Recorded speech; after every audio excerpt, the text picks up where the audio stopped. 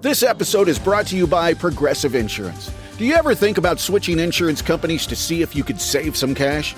Progressive makes it easy. Just drop in some details about yourself and see if you're eligible to save money when you bundle your home and auto policies. The process only takes minutes, and it could mean hundreds more in your pocket. Visit Progressive.com after this episode to see if you could save. Progressive Casualty Insurance Company and Affiliates. Potential savings will vary. Not available in all states. I'm here on the job site with Dale, who's a framing contractor. Hey, good morning. Dale traded up to Geico Commercial Auto Insurance for all his business vehicles. We're here where he needs us most. Yep, they sure are. We make it easy for him to save on all his insurance needs, all in one place, with coverage that fits his business and bottom line. Oh, I shouldn't have looked down. It's all right. We're so far up here. Look at me. Take a deep breath. No, I'm good. So good. Get a commercial auto insurance quote today at geico.com and see how much you could save. It feels good to Geico.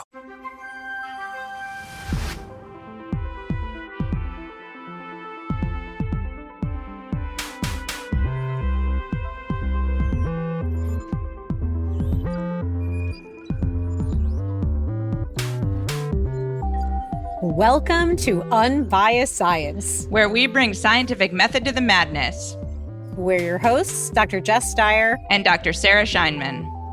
And this week, we have a very special guest, Dr. Taylor Arnold, who we'll introduce in just one moment, to talk about growing intuitive eaters. So we're going to get into all of it, feeding kids, do's, don'ts, all the things. So cannot wait to pick Taylor's brain. Before we do, I will give you a brief public health update, which is actually pretty relevant to today's episode since we're talking about food and nutrition, which is that the Environmental Working Group dropped their Dirty Dozen list last week. We're recording this on March 30th. I think it came out last week. If you're not familiar, the EWG puts out this list every year, and it basically scares the poop out of parents and people who are not parents about pesticides on our fruits and our veggies. And the TLDR is that there's this list of a dozen fruits and veggies that you must avoid. They're all conventionally grown, and they steer people toward organic alternatives. I could wax poetic about this for a very long time. I will just say that this is I dread when this list comes out, because at the end of the day, we need people to eat more fruits and veggies. Full stop. I like to say, I'm into the food. I'm into the produce, not the label, which is a nod to Schitt's Creek. If you've seen Schitt's Creek, one of my favorite TV shows. It doesn't matter what you're eating. When you go to the store, when you go to the market and you see a fruit or a veggie that looks good to you, buy it. Doesn't matter if it's conventionally grown or organically grown. And there's lots I could say about how organic produce is also grown with pesticides, just organic pesticides. And we can't make generalized statements about conventional or organic pesticides because there are so many different types. And there are some organic pesticides that you need to use more of for them to be effective and actually can have more of an environmental impact than their conventional alternatives. So at the end of the day, I don't like these lists. They completely vilify conventionally grown produce. Eat fruits and veggies, whatever kind, whatever, however they're grown. And we've done a deep dive on our page if you want to read more. But one last thing is that the mere presence of a substance does not equate to harm. So just because there's trace amounts of a pesticide detected on a fruit or a vegetable does not mean that it is harmful to us. And in fact, the levels detected are so far below any risk, health risk, safety threshold. So this should not be deterring you from eating fruits and veggies. All right, I'm done. Sarah, can you please introduce our special guest? Absolutely. We are thrilled today to welcome Dr. Taylor Arnold, who is a pediatric dietitian and a nutrition PhD. She is passionate about supporting parents in their journeys to prevent and reverse picky eating, support intuitive eating practices in their kids and teens, which we will discuss further and define what intuitive eating is. And she's also very invested in instilling body positivity. She believes in the importance of using science and evidence-based medicine in her nutrition practice and believes that all bodies can be healthy regardless of their size. Taylor, welcome to the show. We are so happy to have you. Thank you for having me. I'm excited to be here. So just one quick note that you must follow Taylor on social media. I have been a fan for years. Her page is growing.intuitive.eaters, and we'll link to it in our show notes. Just absolutely incredible. She also has these incredible pediatric nutrition courses that are free and just such a valuable resource. Again, we'll link to the show notes. I had the pleasure of meeting Taylor in person. We were at an event organized by the Evidence Collective, which is a collective of science communicators. We are both a part of it. We had this great event where we brought science communicators together with momfluencers, and we were just talking about all the ways that, we create content and how best to create content. And Taylor's perspective is so valuable. You're going to fall in love with her. So without further ado, do you want to ask our kickoff question, Sarah? Absolutely. So we were actually talking about this a little bit right before we hit record, but I'll let Taylor introduce it. I would like to know, Taylor, what is a news item that caught your attention and why do you think people should be caring about it? Well, I think probably the biggest news item in the nutrition world lately has been the release of the new dietary guidelines. Yep. And this is important because these guidelines, although they're not policy itself, they shape policy, and policymakers will look to these guidelines to make decisions about policy that affects nutrition for kids, particularly in school or kids who are on WIC or SNAP. And so probably the biggest changes regarding the pediatric guidelines, I think number one is a lack of detail on how to implement. The previous dietary guidelines documents were super long, and there was a lot of detail about how to start solids, how to foster healthy relationships with food for kids, and just like the nitty gritty for parents who are wondering okay, here's the guidelines. Now how do I actually implement it in real life? And these new dietary guidelines lacked that. Other big changes are recommending whole milk beyond 2 years, which I actually, for the most part, support. I do think that there's evidence that whole milk is a better choice for many, but not all. And I think it's a choice that needs to be made in conjunction with your child's care provider. And then there's also the recommendation to avoid all added sugars until 11. And that is challenging because sure, while it's ideal to avoid added sugar for young kids, the practical aspect of that is that's not realistic for a lot of families. And there's no elaboration or guidelines on how that should be implemented. And if there's going to be any policies that affect, for example, the way food is marketed to kids. So sure, reduce sugar for young kids, but then there's no rules on advertising sugary cereal on kids' podcasts or kids' TV shows and that sort of thing. And so there's not been any follow through yet on that. But I don't think that's practical for a lot of families. So I think that's problematic too. And then you also hear about the new, the new food pyramid, the upside down food pyramid. And I think that image itself is problematic because it doesn't adhere to the rest of the dietary guidelines. And it's also confusing for parents to interpret.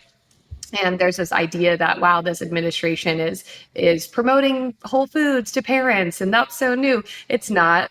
Nutrition scientists have been saying that whole foods and lots of lean proteins and maximizing fruits and vegetables is awesome for kids. That has been said for so long. That's not a new thing as of this current administration or this current dietary guidelines. So that's definitely been on the forefront of my mind when we talk about the nutrition news cycle.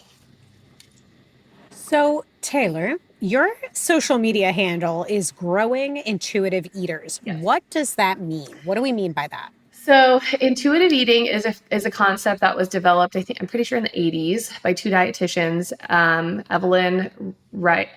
Alif Reich and Evelyn Tribole. I hope I'm saying their names right. If I'm not, apologies, but they're like the founders of intuitive eating. And basically intuitive eating is the concept of fueling your body, giving your body what it needs, also being in tune with your hunger cues and fullness cues, and kind of observing your body, and eliminating the rules of diet culture. So like, for example, a diet culture rule might be like, I'm not allowed to eat past 7 p.m. Well, that might work for some people, but it doesn't work for a lot of other people. And so rejecting those sort of arbitrary rules and eating more to what your own body needs. And so when I say growing intuitive eaters, I want to support parents in raising kids who become intuitive eaters as adults. So the concept of intuitive eating was designed for adults. And while I think it's good for parents to have the goal of raising intuitive eaters, intuitive eating doesn't necessarily translate directly to kids, because there's a lot of unrestricted access to foods, for example, and giving a 3-year-old unrestricted access to foods is not the best idea. That's more of a permissive parenting approach. So when we raise intuitive eaters, we want to implement this practice called responsive feeding. And that's the gold standard practice for raising kids with a healthy relationship with food in the science literature. And that essentially means recognizing your child's cues and responding in an appropriate and predictable way in order to both meet their needs around food, which is there's needs beyond just the nutrition, like they have social needs and emotional connection needs and that sort of thing, and also providing a nutritionally balanced diet so that they can grow and thrive. And so the feeding relationship in kids isn't just like food to person. There's also like the parent-child dyad and that relationship to food too. And so we have to factor in a more complex dynamic, I think, when we're talking about intuitive eating in kids or raising intuitive eaters. So Taylor, how would you respond to parents whose children are particularly picky? Like, we often see this with children, right? That they develop certain proclivities towards food or certain aversions to food. They're referred to as like these picky eaters. How do you incorporate this notion of intuitive eaters with also picky eaters? Sure. So there's a lot of layers, I think, in the Shrek, right? Like, we got to peel back the layers of the onion. So first I just want to say that I understand what this is like. I have a kid with a pediatric feeding disorder. And I also have a very adventurous eater. So I've got the whole spectrum just at my kitchen table with this. But as a clinician, my step number one is always, if your kid is a selective eater, yes, it's normal to be picky, but that doesn't mean that you shouldn't do something about it, or you don't deserve support as a family if it is causing a lot of stress for you. And I think the first step that we need to take is making sure that there's no medical reason for the picky eating to be happening.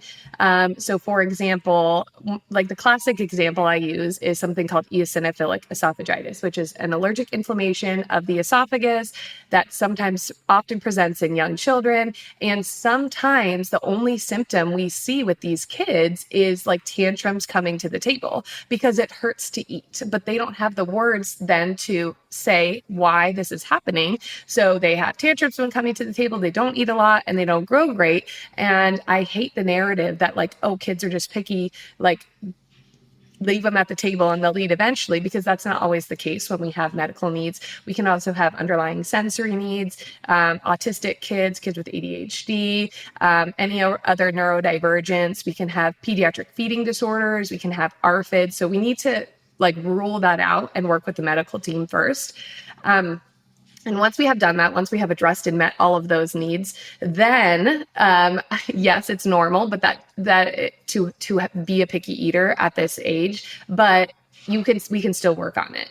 I think the idea that picky eating is normal, sometimes communicates to parents that just leave it and it'll be fine. Some kids do fine if you don't do anything about it, and that's great. I love that for them. And some kids need a lot of support in exploring foods. So a low pressure food exploration, sensory exploration at the table and cooking together are the two biggest ways to support kids in expanding their diet variety: play and cooking together. Those are my top two.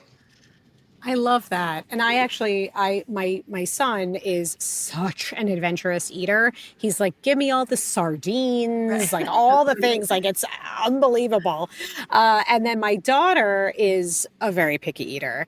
And I have found exactly what you just said, that involving her in the cooking process, she absolutely loves it. She feels like she's a part of the process, and then she's excited to partake in it, once we finish cooking. So love that advice. Now, you mentioned, well, I know that you have a series, you've done a series of videos, and you also just mentioned it recently, that maybe feeding kids with ADHD presents a certain set of challenges. And I think I've shared on here, my son has ADHD. I don't think it's impacting his eating behaviors necessarily, but that doesn't mean that it doesn't for other families, right? So what does that look like? So kids with ADHD can struggle with food for a number of reasons. They can struggle with food because kids with ADHD often will have sensory challenges. They'll either be sensory seeker or sensory avoider in all the sensory domains. And so if you're listening to this and you're like, well, what the heck does that mean? So we have several sensory domains. We have like auditory, visual, touch, which is like tactile, taste, smell. And then we have two kind of hidden ones, which are proprioceptive and vestibular. So like your position in space, your body's position in space, and movement.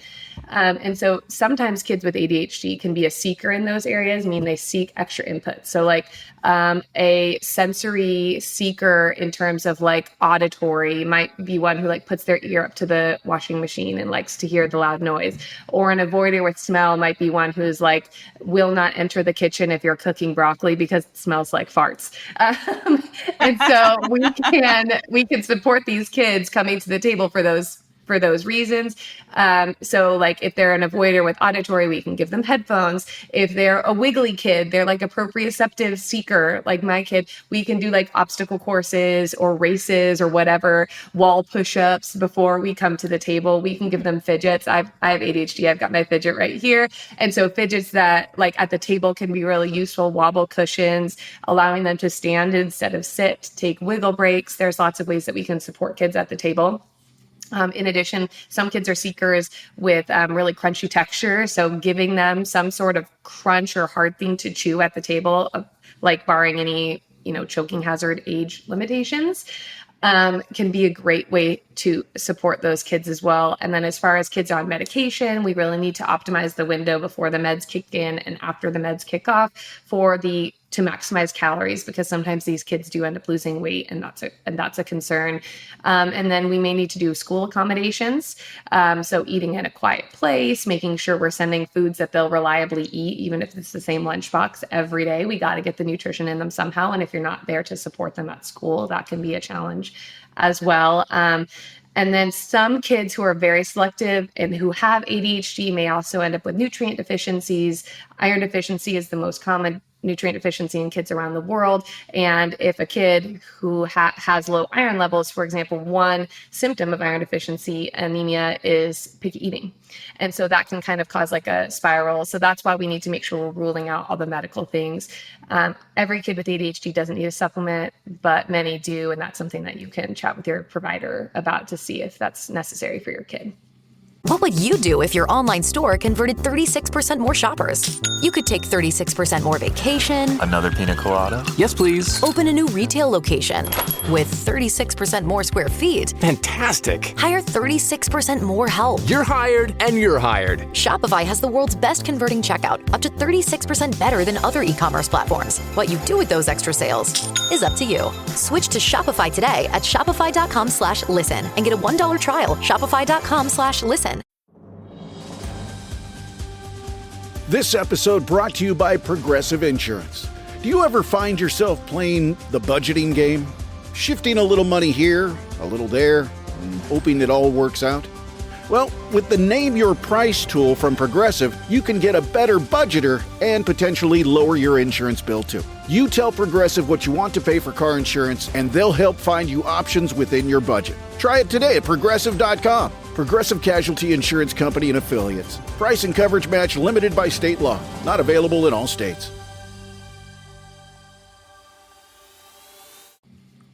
Awesome. So Taylor, we know that you also have a pretty robust social media presence. So we also wanted to just ask you, like, what are some of the biggest nutrition falsehoods that you see circulating on social media right now? I mean, I'm sure there are many, but what are a few that are kind of like the big ones that you see that really kind of grind your gears? So I think we were just talking about this before we started. There's two extremes are kind of appearing on social media in terms of like the pediatric nutrition world and helping kids develop a healthy relationship with food, especially with like the MAHA movement now. So we see these influencers who are like, my kid has never eaten an Oreo in their entire life. They don't even know what it looks like. And I'm teaching them how to read labels at a very young age. And then in the comments, people are like, oh my gosh, you're going to give your kid an eating disorder. Okay, so there's one extreme. And then we have another extreme where it's like a mom will post like, I'm giving my kids Cheetos because I want them to know what it's like to be around Cheetos. And then people are like, oh my gosh, you're giving your kids processed foods. You're such a bad mom. And so there's this you can't win as a parent is what I'm getting here. No, it is not fun being a parent in 2026 on social media. Damned if you do, damned if you don't. Like. Right. I mean, you literally post anything and people are mad about it. So I think like the right way is different for every family. And if you see someone making nutrition recommendations and that is not included, that should be a red flag because there's no like one way for every family because every family will have different values, different medical needs, etc. And so like, yes, we should teach kids about what food does in our bodies. We can teach them that in an age appropriate way.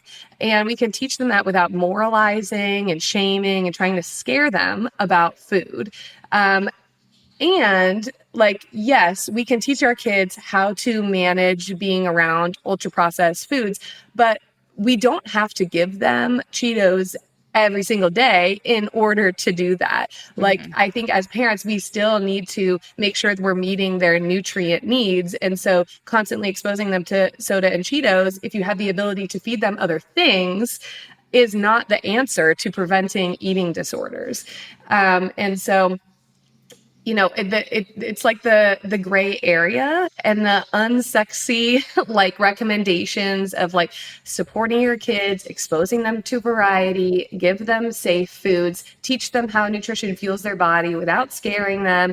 Like that is what the evidence shows us is the best way to support healthy relationships with food and help them expand their diet variety. But that doesn't get as many clicks as my kid has no idea what an Oreo looks like. So, yeah. So Taylor, excuse me. So speaking of social media, you recently did a reel that I loved. And it was, and if you don't remember the details, I took notes. So I have the notes on what you said. I'm wondering what it is. What are 3 things that you would never do as an expert in healthy relationships with food? Do you remember what they were? I don't remember what they were, but I can rattle off 3 things and they're probably similar. Okay, let's see. Okay, so I would never call a cupcake toxic. Did I put that in there? You said don't ever call a food bad. Yes. Any sort of like moralizing word, bad, toxic, whatever. 1, because toxic is inaccurate, like scientifically, and I believe we should teach our kids accurate science information. And 2, because it's just shamey. Like, why you got to do that? You don't need to shame. Poison. I would never give them a choking hazard under 4, like hot dogs, whole grapes, or popcorn. Is that on there? No. Okay. Yeah. No, but keep going. This is good. I'm a big stickler. Like those grapes are going to be cut until you're 4. Okay. It makes you mad. Too bad. So sad. They're going to be cut anyways. And I don't know what the 3rd one was, but I would never label my child as a picky eater without diving into any of the medical needs. Okay, so here are the other things that you said in the video. You said you wouldn't criticize or talk negatively about your body. Yes. Do you want to say anything about that? Yeah, I mean, you don't, as a parent, especially like if you've birthed a child, like you don't have to love your body. It's okay if you're struggling with body image. Like a lot of people go through that. It's okay. But I would never stand in front of a mirror and say, "Ew, look at my belly and my legs." Like I would say something like, Like and sometimes I find myself body checking and looking in the mirror and thinking, and if my daughter sees me, I'm like, oh my gosh, do you see these marks? That's because that's where you were, like, you lived in there for 9 months. Or like, oh, look at my legs. I bet I can jump higher than you. You want to have a competition? Right. So I try to draw attention either to the function or keep it neutral. It doesn't have to be positive. You don't have to say you love your body if you don't, but I try to avoid the negativity around bodies.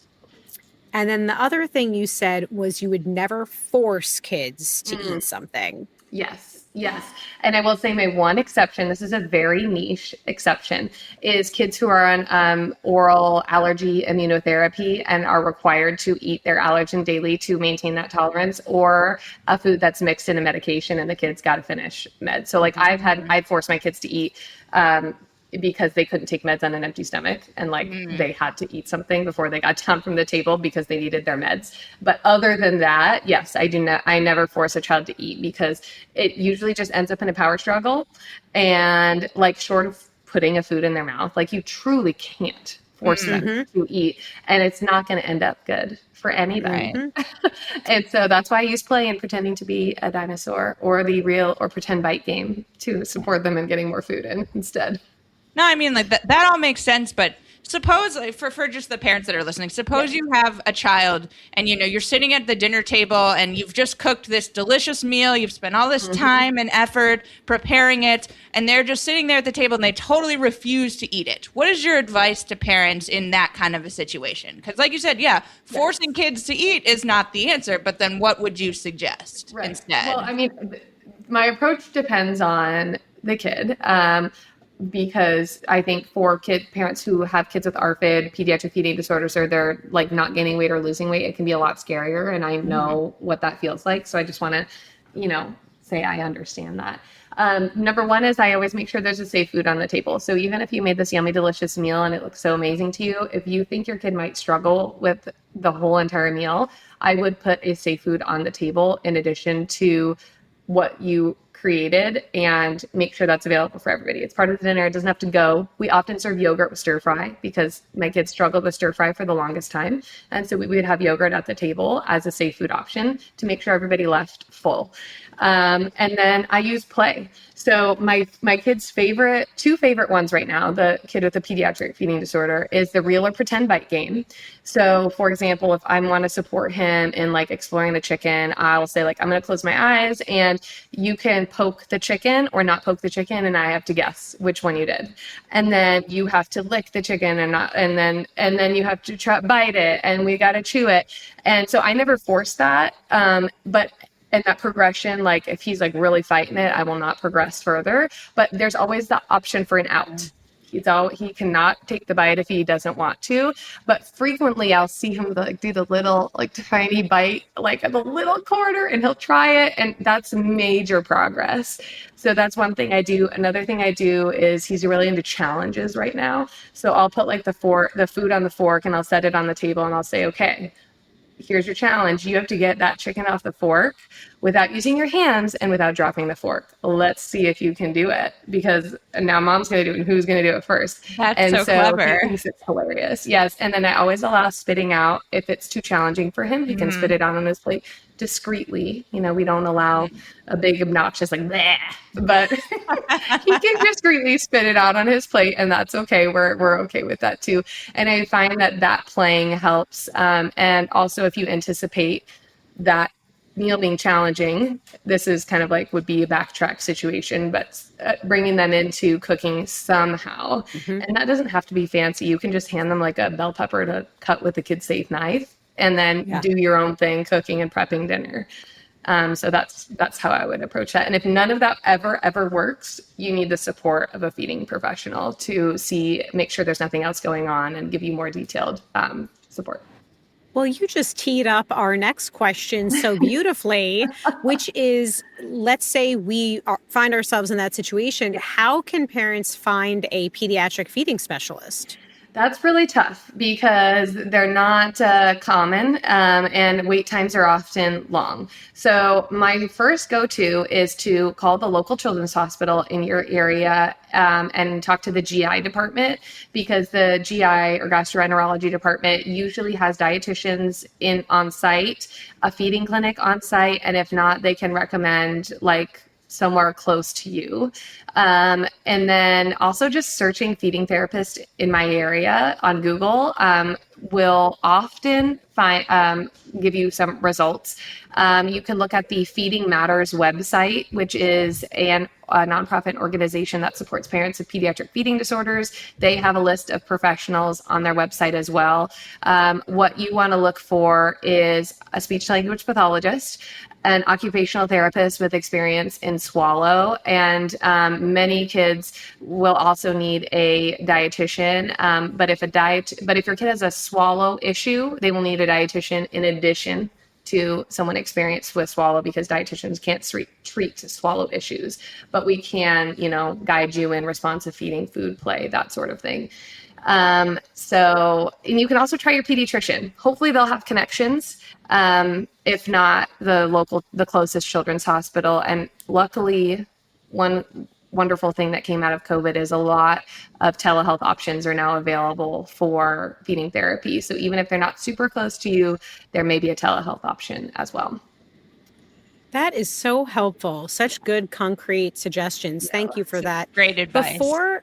Before Sarah asks our closing question, just is there anything that we didn't, and you could say, no, we covered it all, but is there anything that you feel like we'd be remiss if we didn't say on this episode with parents listening? Yeah, I do want to say one thing. I talk a lot about play. I mean, play is so crucial, play and sensory exploration, but I want parents to know that it doesn't have to look like this big, elaborate feeding therapy style setup.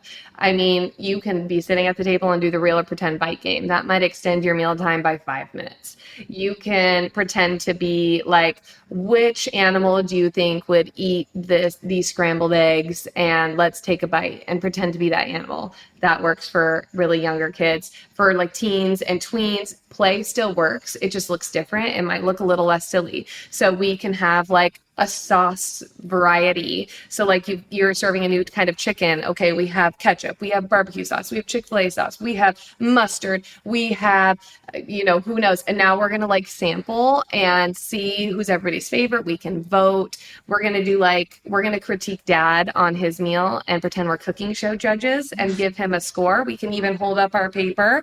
It's a 5 out of 10, dad. You got one. I am obsessed with this. Yes, there's ways to do. Play doesn't just stop being useful when they get older. It just looks a little different, and that so don't stop using that if you have a picky tween or teen, because it's still useful.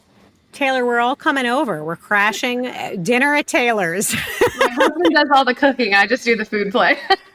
Oh my god! And the I like that setup.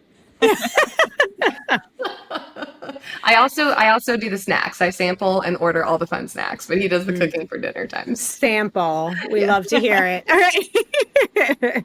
So Taylor, we'd like to end by just asking you, what's something that's giving you hope right now in public health and science and in the world at large right now? That's a really good question. Something that's giving me hope is hearing from all of the teachers on my social media who are using these strategies in their classroom. I think it's so amazing. I'm hearing it. I do some trainings at my kids' schools, and now the teachers are like doing these food lessons with their kids. I share about food lessons on social media that I've done in my kids' classrooms, and like other teachers are talking about how they're using it. And I just think it's so amazing. That teachers are just an incredible breed of people, and I love them so much. And I love hearing like the fun food things that they're bringing to the classroom and the changes that parents are making and the way that we're raising our kids around food. And that absolutely gives me hope. I'm obsessed with you. Everyone, go check out growingintuitiveeaters.com. Follow Taylor at growing.intuitive.eaters. You're also... And join me on the YouTube, too. Oh, and YouTube. Yes. And you're on TikTok as Dr. Taylor, Dr. Taylor Arnold. Yes. Unbelievable. That I have not cracked the TikTok algorithm. I like YouTube better, but I'm not TikTok. Yeah. All right. Well, thank you so much for joining us. And Sarah, do you want to take us home? Yes. Thank you again, Taylor, for joining us today. We thank you all for tuning in. We hope you learned a thing or two. I most certainly did. Please join us next week on your trusted source for no nonsense, just science.